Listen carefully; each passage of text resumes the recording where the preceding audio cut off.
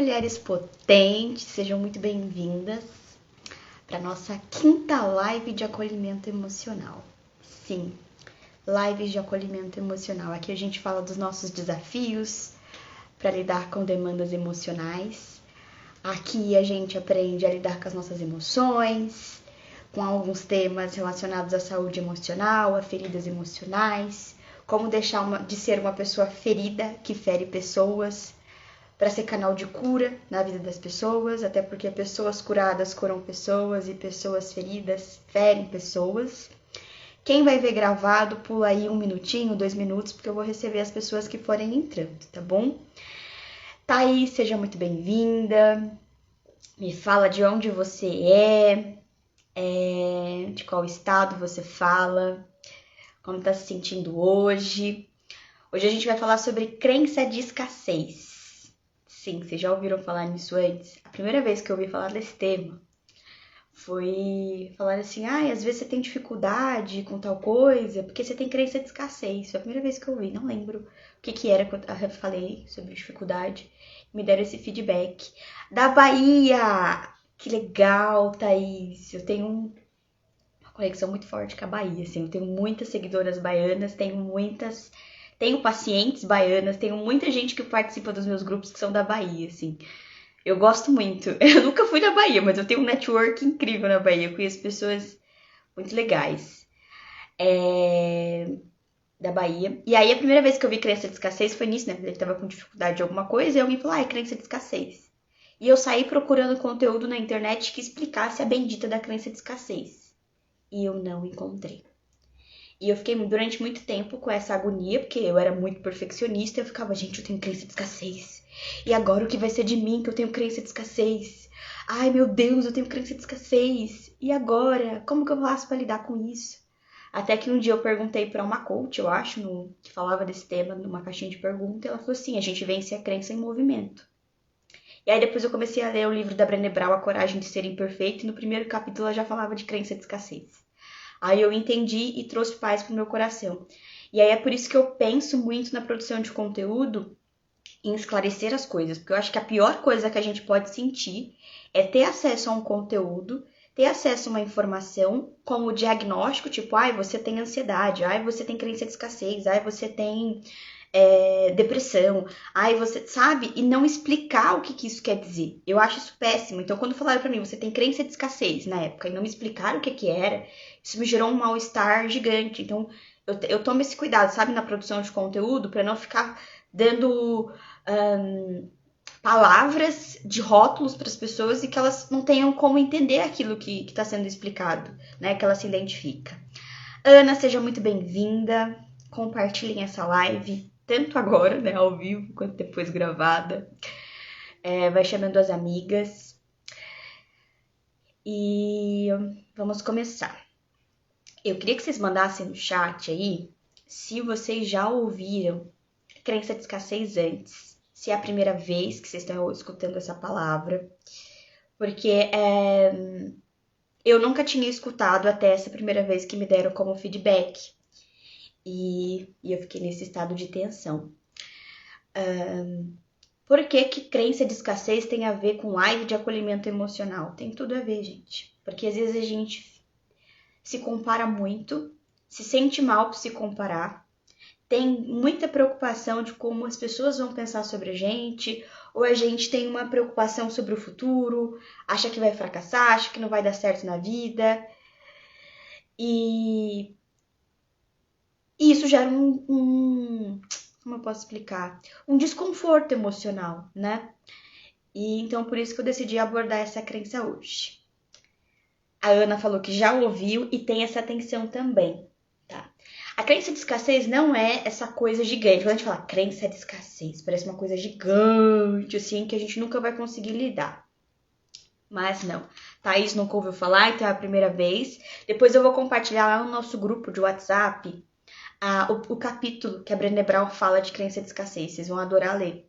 Eu vou compartilhar com vocês lá no nosso grupo do WhatsApp. Quem não tá no grupo do WhatsApp é só clicar no link da bio, que tem lá o nosso grupo VIP gratuito, que é onde eu compartilho os materiais das lives, resumo das lives, tá bom? Então vamos lá. A crença de escassez, então primeiro o que é uma crença? A crença, ela é um pensamento profundo. Se a gente fosse pensar na dinâmica de uma árvore, vou usar meu braço aqui, na dinâmica de uma árvore, então aqui tá as folhas, os galhos, os frutos, as flores. Aqui a gente tem o caule e aqui no meu cotovelo é a raiz. A crença, ela é a raiz. É um pensamento que está lá profundo, que eu tenho como verdade absoluta. As crenças, elas podem ser pensamentos que me fortalecem e me tornam resiliente para encarar os desafios da vida, ou elas podem ser negativas, que elas me fazem ter uma interpretação disfuncional da realidade, que não tem muita base no que realmente está acontecendo ali na minha vida. Karina, seja bem-vinda, saudades da senhora.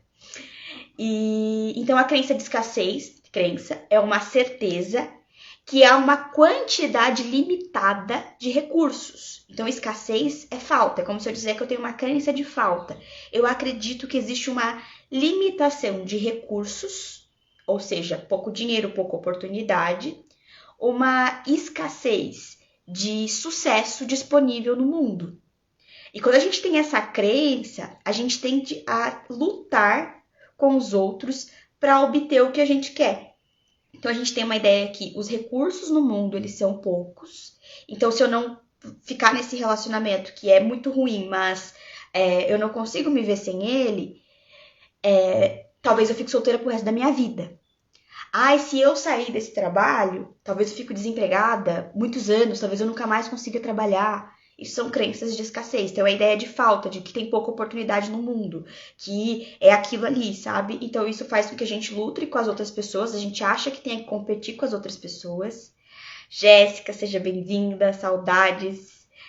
Então, a gente acha que tem que lutar com os outros e que a gente nunca é o suficiente ou nunca tem o suficiente. Então, a gente pode ter crença de escassez sobre as coisas externas, sobre os recursos, sobre trabalho, sobre relacionamento, mas a gente pode ter sobre a gente mesmo.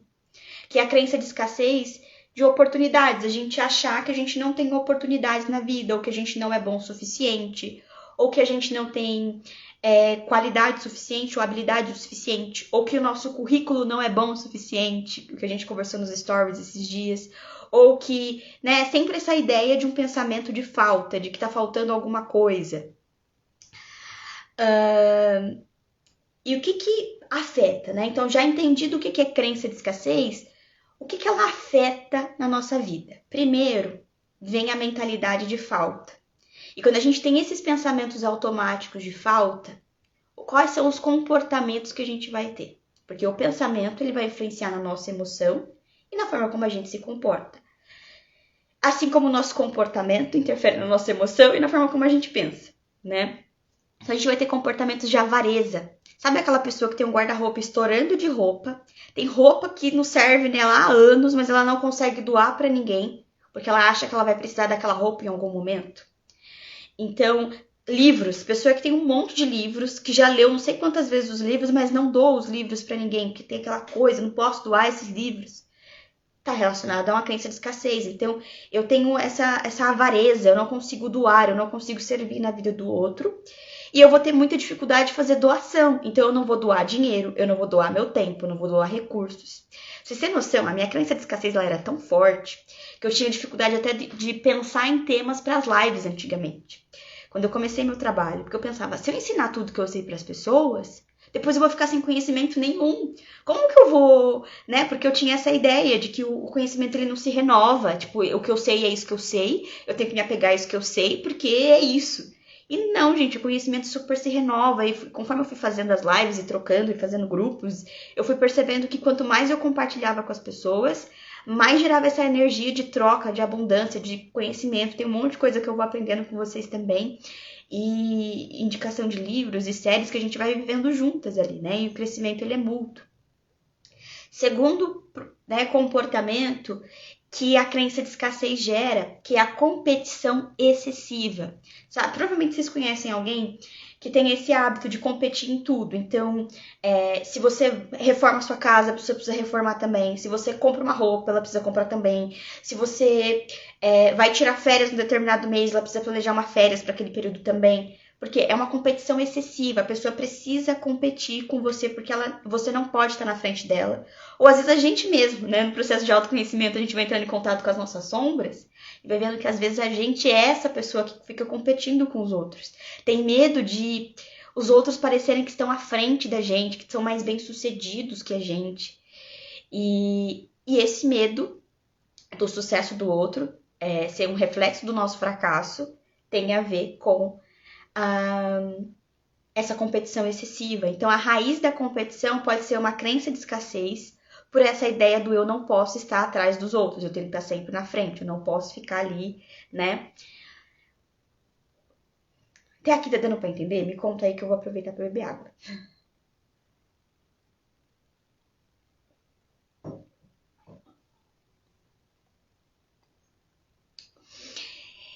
Dando pra entender até aqui? Karina, Jéssica.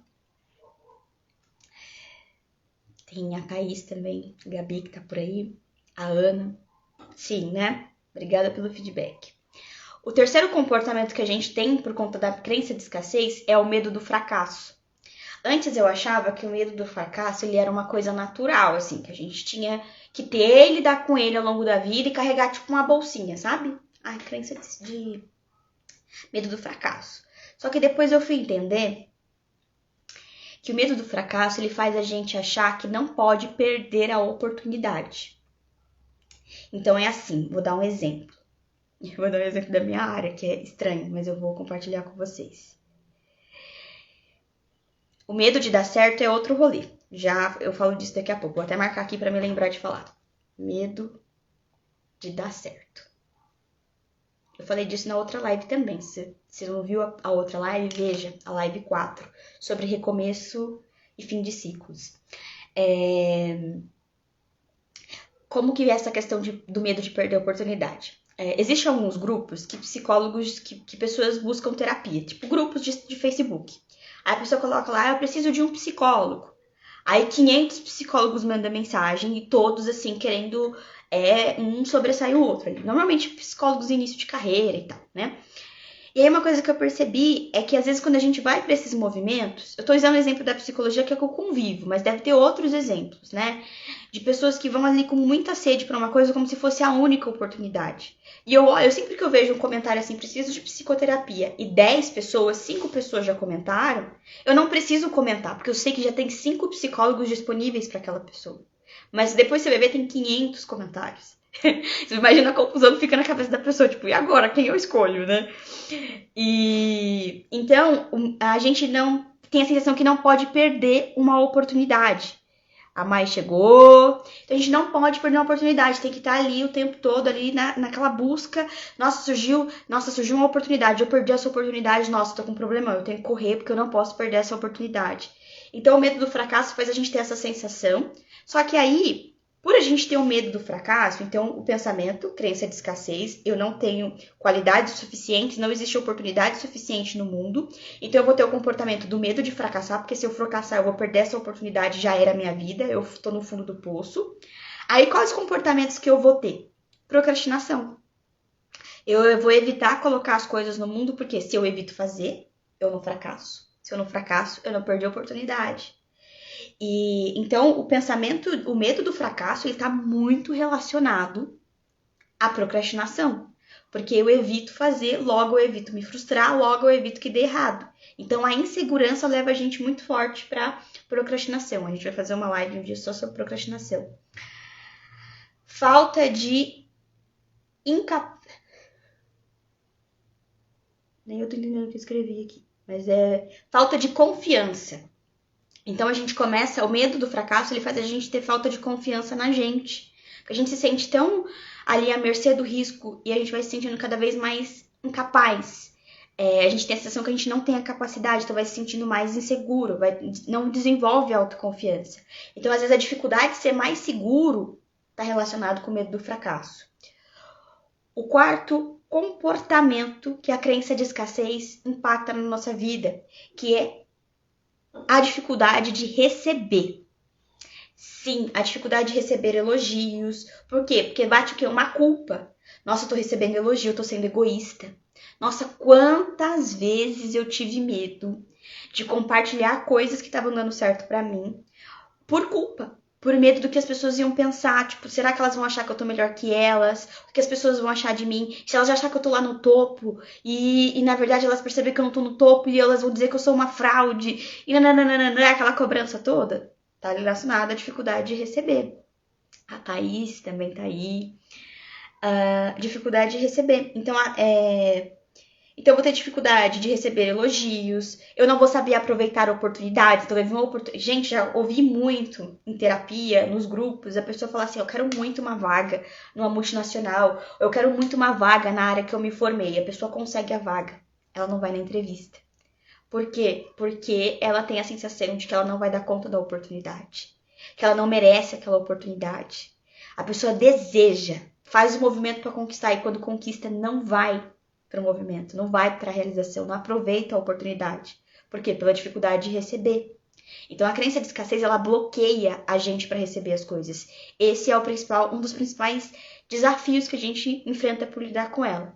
Manu, eu cheguei agora, não sei o que é crença de escassez.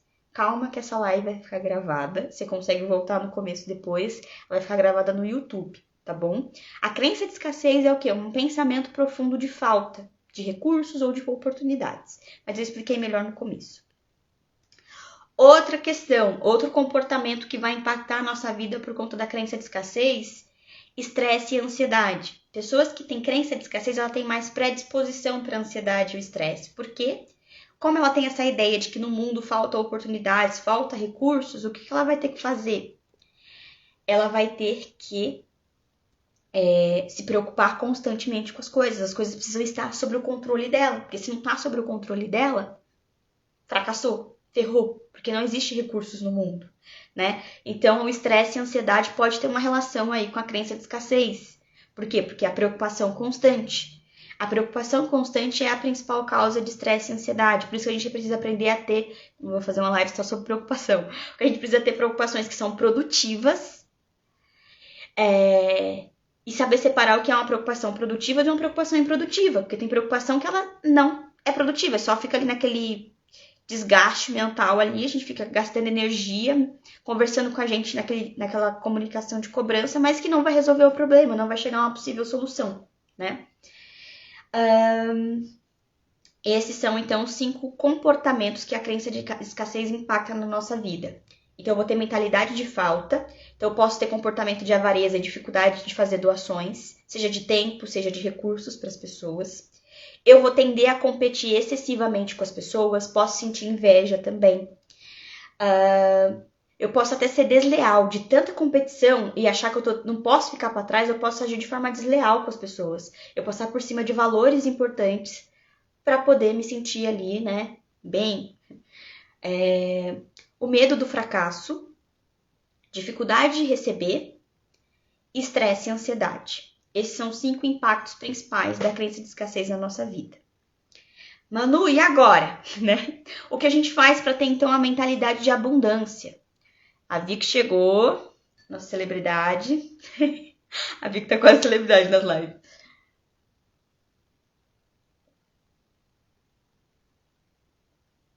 Tem muito conteúdo já no feed sobre preocupação, tá? Eu já fiz uma sequência de carrossel sobre... Carrossel é aquele post que dá pra arrastar pro lado, assim, que tem várias informações. E lá já tem alguns conteúdos sobre preocupação, tá? Mas eu vou ver se eu coloco na agenda da semana que vem a live sobre preocupação. Eu acho que é muito legal da gente trabalhar. Porque eu também aprendi de uma forma muito errada que a gente não deveria se preocupar de forma alguma.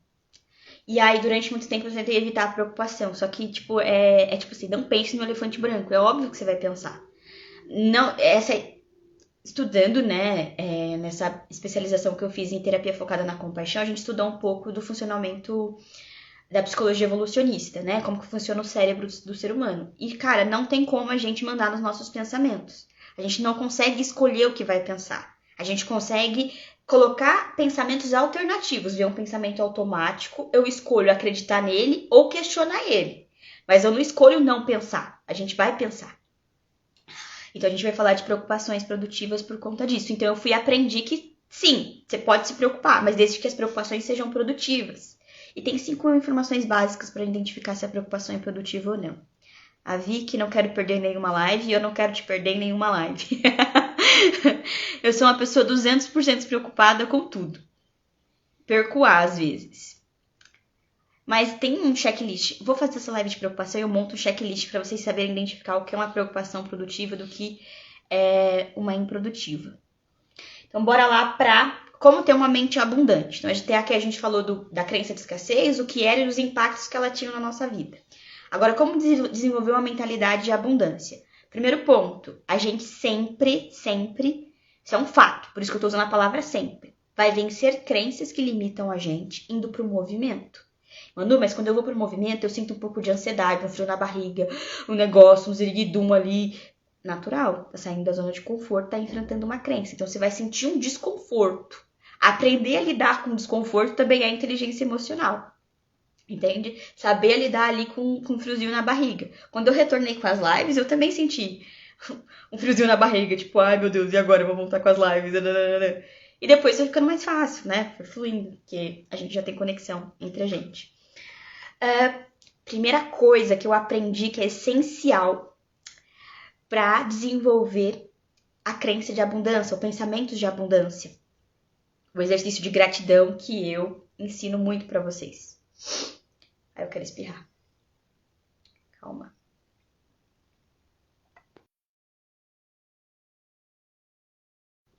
Passou. Se voltar, eu tiro o áudio de novo.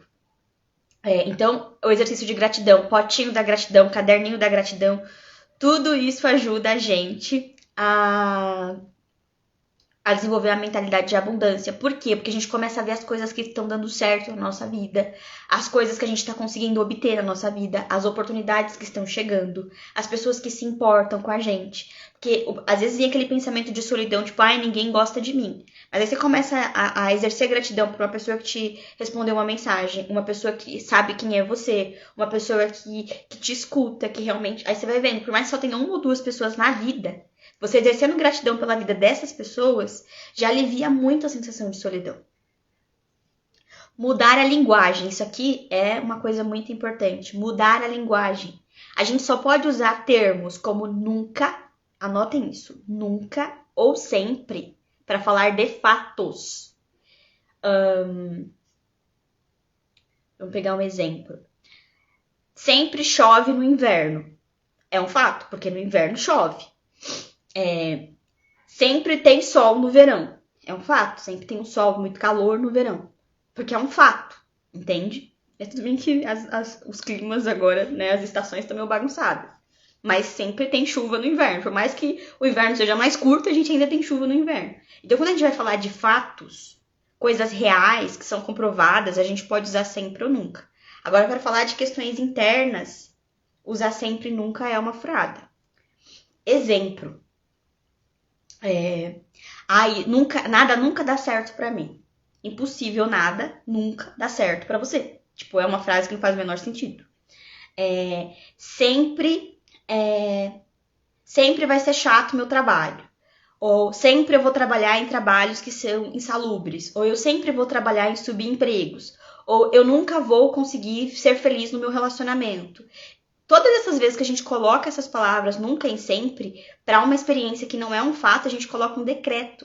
E a gente tá, através desse decreto, ele nada confirma de é uma crença. Eu tenho certeza, nunca vou conseguir fazer isso, eu sempre vou falhar nisso. Então tem um peso muito forte essas palavras.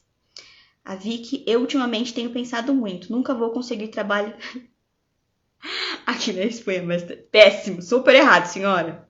É muito possível a senhora conseguir. E até porque, é que nem eu falei da procrastinação. E quando a gente pensa assim, eu não vou conseguir trabalho aqui, nunca vou conseguir trabalho aqui. Primeiro, a gente desenvolve a procrastinação e o medo do fracasso. Então, a gente tende a não enviar o currículo, a não se candidatar naquela vaga, porque ela parece que é muito pra gente. Outro ponto também a gente não consegue aproveitar as oportunidades. Quando vem uma oportunidade interessante, parece que a gente não é digno o suficiente. E a gente tem que trabalhar muito alinhado com a ideia de propósito de vida. Se existe um propósito de vida para você trabalhar em um determinado lugar, isso vai chegar até você. Isso é pensamento de abundância, gente.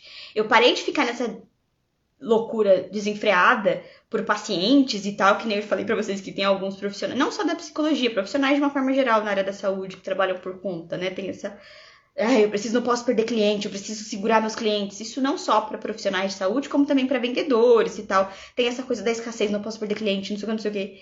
Só que a gente tem que ter, eu tenho um pensamento que me ajuda demais, é de que as pessoas que vão precisar do meu trabalho, elas vão chegar até a mim.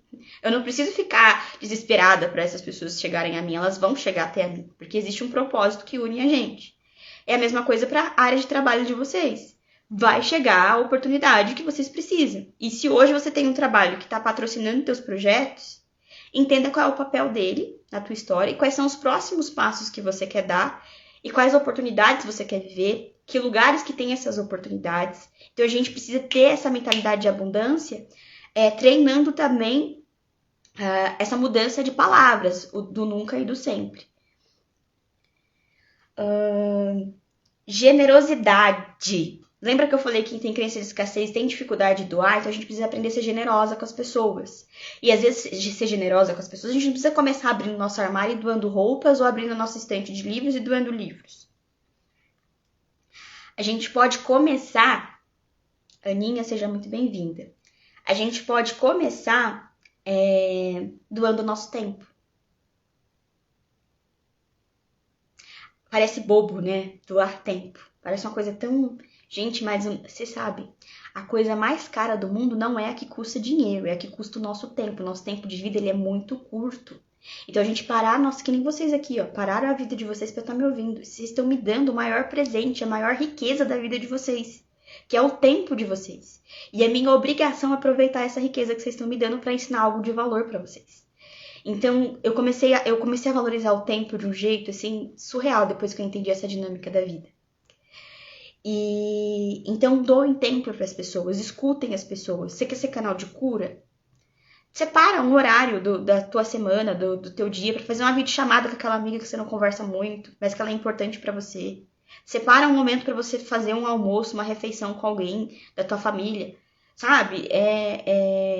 Se permitir doar tempo para as pessoas e também doar recursos. Então, separa uma verba por mês para ajudar pessoas de baixa renda, para doar brinquedos no Dia das Crianças, para doar presentes de Natal para pessoas que não têm recursos, ou para levar kits. Eu já vi pessoas que distribuem kits de higiene, montam um kitzinho ali básico de higiene e distribui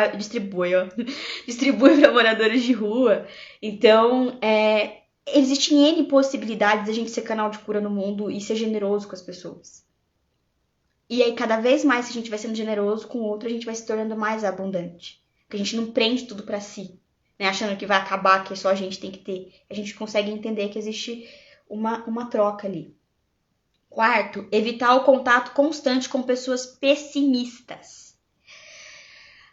Muito difícil não ter crença de escassez diante de pessoas muito pessimistas, pessoas que são negativas, que só focam no que tá faltando. Não acho que a gente tem que rejeitar essas pessoas, ignorá-las ou humilhá-las ou depreciá-las, mas a gente tem que evitar o contato constante.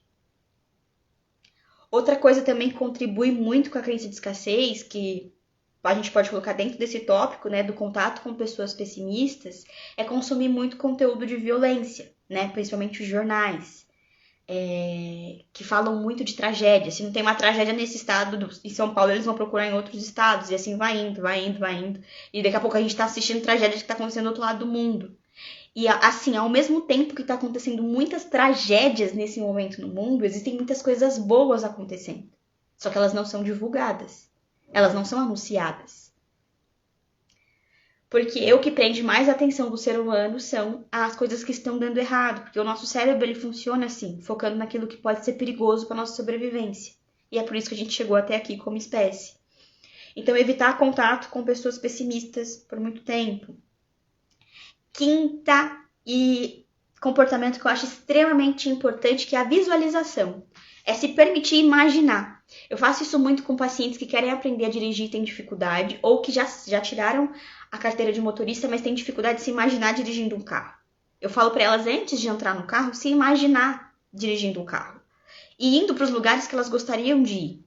Por quê? Porque a gente vai trazendo uma aproximação daquilo que a gente tem medo, daquilo que a gente acha que não consegue. Então, como, por exemplo, vou trazer o exemplo que a Vicky colocou aqui na live. Trabalhar na Espanha. Como que seria trabalhar na Espanha? Imagina. Que lugar que você gostaria de trabalhar? Qual seria a carga horária de trabalho? Como que seria a sua rotina trabalhando na Espanha? Eu não tenho mais televisão no quarto, não assisto mais jornais, é só em situações muito específicas assim que eu acompanho. Porque afeta demais a saúde mental, assim, demais. Tem muita, afeta muito o nosso psiquismo, assim. Então, de vez em quando, acompanhar para ter uma noção de como tá as coisas, ok. Mas só ficar ali, não, porque eles ainda não souberam aprender a equilibrar o positivo e o negativo, né? De trazer histórias de transformação, de diferença e tal. Então, o quinto é visualizar, se imaginar vivendo aquilo que você gostaria de fazer. 6, aprender com pessoas abundantes. Então, consumir conteúdos de pessoas que aprenderam a lidar com o pensamento de escassez. Então, pessoas que têm sucesso e realização na vida e que falam dos pensamentos que elas têm de abundância, tá? Então, mano, onde eu posso consumir isso? Livros, cursos, grupos, workshops, coisas de desenvolvimento pessoal, tipo essas lives.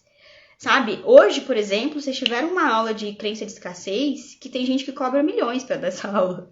Por quê? Porque é um conteúdo valioso, isso muda, isso gera transformação na vida. Isso aqui não é um conteúdo bobinho, não. Imagina, você tá com dificuldade de se visualizar trabalhando numa coisa por causa de um medo de um fracasso e você aprende que você pode, praticando gratidão, trocando a comunicação interna, né? Parando com as palavras nunca ou sempre, sendo generosa com as pessoas, evitando o contato constante com o pessimismo, visualizando e aprendendo com outras pessoas, cara, se transforma a sua vida.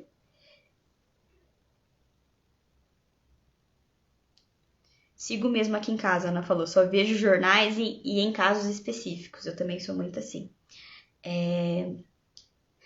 Mas existem também as redes sociais que dão um resumo bem legal também do canais, né, na rede social de pessoas que fazem um resumão assim de podcasts, né, das notícias da semana.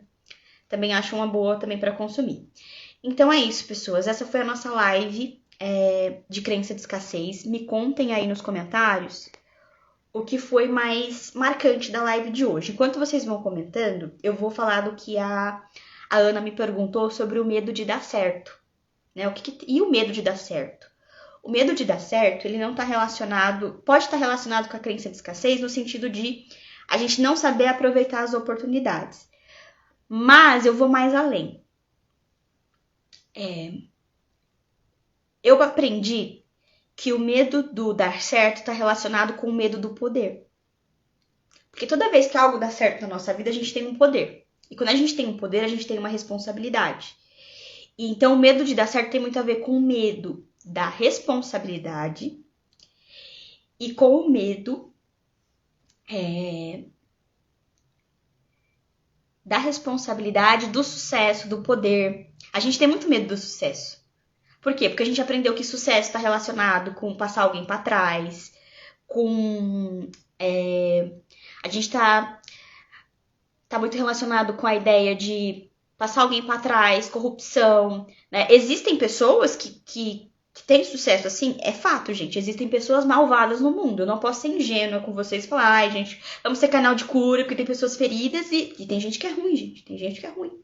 Tem gente que tem questões muito profundas e que não é a gente que vai dar conta disso, sabe? Tem gente que faz rituais com pessoas e, enfim, pra ter recursos. Existem de tudo no mundo, assim, que a gente pode imaginar. Quando a gente acha que já viu de tudo, aparece uma história nova. Então, existe sim pessoas que conquistam coisas através da maldade, através da corrupção, através, né? Mas existem pessoas que conquistam as coisas através do bem, né? E então o medo de dar certo tá a ver com o medo do sucesso, tá? E o medo do poder. E aí eu tive muito isso já também. Isso me veio quando eu decidi criar um programa de assinatura, né? Que hoje eu tenho um grupo de mulheres que eu faço acompanhamento anual com elas. Eu pego as mulheres com dificuldade de comunicação e muita insegurança no começo do ano e trabalho com elas um ano treinando comunicação. Eu sabia que seria um sucesso esse trabalho, que ele seria um projeto incrível. Porém, isso me deu medo. Gente, eu travei pra lançar esse negócio. Eu enrolei 1 ano, 2 anos, até que um dia um mentor chegou e falou, Fia, você não vai, né? Você não vai fazer o movimento? E o povo na fila de espera, eu falei, eu vou ter que fazer. E aí eu fiz. Mas aí eu fui estudar o que era o poder e o medo do poder. E aí eu fui descobrir que eu já tinha poder. Que eu tava com medo de uma coisa que eu já tinha. Porque o que é o poder? Se você pode tocar a vida de uma pessoa ao longo da sua história de vida e gerar transformação na vida dessa pessoa, você já tem um poder. Então, o poder não é o recurso financeiro. É a oportunidade que você tem de tocar a vida das pessoas e gerar transformação na vida delas. E aí eu comecei a ver e falei, caraca, o poder a gente já tem. Aí eu entendi um tudo de coisas, entende? Enfim, a gente pode fazer uma live só sobre isso.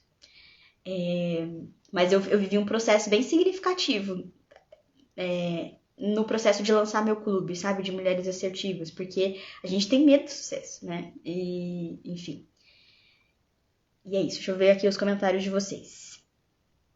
A Vi, que eu sou meio sensacionalista, gosto de ver tudo que tá acontecendo. A influenciada pela mídia. Brincadeira.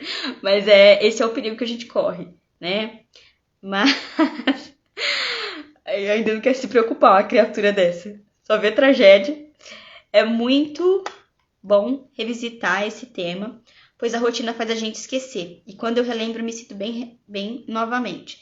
Também acho legal, Thaís, porque às vezes a gente tem dificuldade de investir na nossa vida, nos nossos projetos, nos nossos sonhos, e a gente acha que é porque a gente não tem recurso financeiro. Mas se a gente para ver, é porque a gente não tem projeto. A gente não trata os nossos projetos pessoais como a gente trata os projetos da empresa que a gente trabalha, como a gente tratava os projetos da escola que a gente estudava.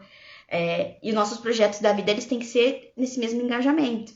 Então, muitas vezes é uma crença de escassez que impede a gente de realizar coisas tanto de lazer quanto de sucesso profissional ou nos relacionamentos, né? E não necessariamente uma ausência de recursos.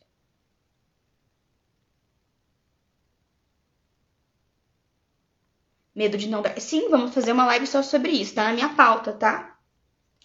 Tudo na vida é treino. Gente, agora esse mês de outubro, que é o outubro, eu tenho que encerrar que meu celular já tá pra desligar. Mas vamos lá. Ainda temos 10% de bateria. Vamos correr. Nesse mês de outubro, que eu coloquei como tema da nossa campanha de cura emocional do mês de outubro, Outubro do Autocuidado, foi que eu percebi no meu processo, porque eu tenho que manter a minha saúde mental em dia, porque eu trabalho com isso. Então eu não tenho brecha, eu não posso ter brecha para ter estresse, burnout, eu tenho que, começou os sintomas, eu tenho que ir lá e tratar. Porque se eu deixar levar, pronto, já era, acabou meu trabalho. Né? E, enfim. E aí, eu comecei a minha psicóloga, ela trabalha muito com hábitos, né? E ela começou a treinar comigo hábitos. E, gente do céu, você não tem noção das coisas que eu aprendi. Como que o hábito ele é importante para o tratamento, para prevenção de adoecimento emocional. E aí eu falei, cara, eu vou trabalhar com isso agora. A gente vai prevenir adoecimento emocional. A gente vai criar conexões de cura e vamos prevenir adoecimento emocional. E como que a gente previne? Hábito e treino. Hábito e treino. Existem hábitos que mantêm a nossa saúde mental. E vou contar um babado pra vocês, tá? O maior recurso nos próximos 20 ou 30 anos, para não pensar em 100 anos, porque eu vou pensar em 20, 30 anos que a gente tá vivo até lá, vai ser a saúde mental. Vai ser saúde mental. Por quê? Porque a inteligência artificial tá crescendo muito. O excesso de informações tá vindo aí. E aonde é que a gente tá bugando? No emocional. E é aí que a gente tem que trabalhar. Então, quanto mais a gente prevenir esses adoecimentos emocionais, quanto mais a gente tiver hábitos que nos fortalecem emocionalmente, mais saudável a gente vai estar para lidar com as adversidades que estão por vir. Porque tem muita adversidade para vir aí pelo mundo, viu? Eu ultimamente estou procrastinando muito. E nem é por medo de dar certo, e sim a certeza que não vai rolar. Logo, eu que fiz tantas coisas nos últimos anos. Exatamente, por isso que a gratidão é essencial pra gente reconhecer o nosso movimento, gente. A gente tem que reconhecer o nosso movimento. Por que eu voltei com as minhas lives? Porque, cara, as lives são incríveis. Porque a pergunta é por que eu parei com esse projeto? Você percebe? Às vezes a gente fica imersa no falatório E a gente esquece a gente deixa de ser autêntica. A gente esquece as coisas que a gente faz que já é boa, que já é incrível. E a gente não pode deixar isso acontecer. Então essas lives é para me lembrar e lembrar vocês também do movimento, de que a gente tem que estar em movimento e que as coisas acontecem no movimento, tá? Tudo na vida é treino, Thaís falou e eu me empolguei nessa frase. Karina, lazer é uma questão para mim. Tenho dificuldade. Sim, se permitir prazer, né? Eu também tinha. Nossa, eu tinha muita dificuldade com essas coisas, porque eu achava que minha vida tinha que ser trabalhar, trabalhar, trabalhar, trabalhar, trabalhar. Mas é muito importante você perceber essa dificuldade e olhar para ela com compaixão, com carinho, sabe? Tá, por quê? O que foi na minha história de vida que provavelmente você não desenvolveu o repertório de lazer? Provavelmente você sempre assistiu os adultos à sua volta trabalhando. Nunca teve muitas experiências de lazer.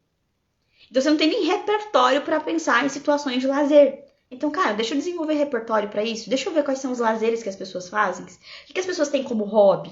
Deixa eu testar algumas coisas. Lembra que a gente vence os nossos medos, as nossas limitações no movimento?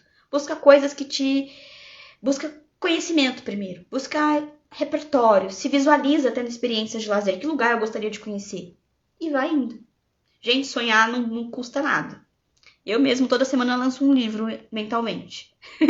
Porque sonhar não custa nada, então tem várias ideias de livros, de lives, de cursos, de coisas, de lazer, de realidades que eu quero viver futuramente. Então se permita visualizar, se permita sonhar, se permita conquistar, certo? E é isso. Essa live vai ficar gravada no YouTube, tá bom? Eu vou compartilhar um capítulo de um livro hoje sobre o pensamento de escassez. Quem não tá no meu grupo de WhatsApp, eu vou colocar o link no story e vou colocar o link... o link já tá na bio, tá? Assim que a live estiver gravada no YouTube, eu comunico vocês. Beijos. Beijos e até a próxima live.